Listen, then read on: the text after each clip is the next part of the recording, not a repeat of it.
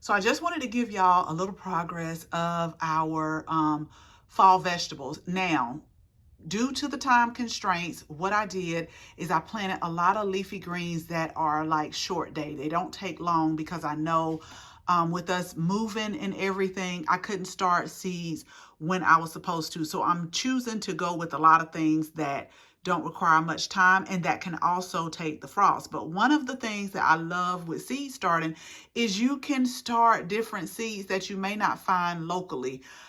So I can't believe, yes, I can. I can believe it. So with a lot of your kale, leafy green seeds, it does not take them long to germinate. But what I love is these were some of the older seeds. So what I did is I planted like 2 to 3 per cell tray.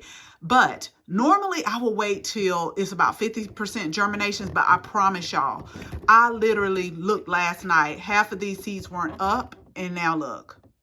So now I'm going to take this humidity dome off. And the reason why I'm taking it off, y'all, is because I don't want to get what's called dampening off disease. So you don't want the water to keep falling on these little seedlings because it can cause that, which is not good. So I'm just going to take that dome off. I'm going to leave it off. But even those cell trays that I did 2 to 3 seeds per cell, like all of them germinated. Now I'm going to thin them. Once they get a little bit bigger, I'm going to look at the stem, see which one is stronger, and I'm going to thin them down to 1. But I am excited about all of the little seedlings that are popping up.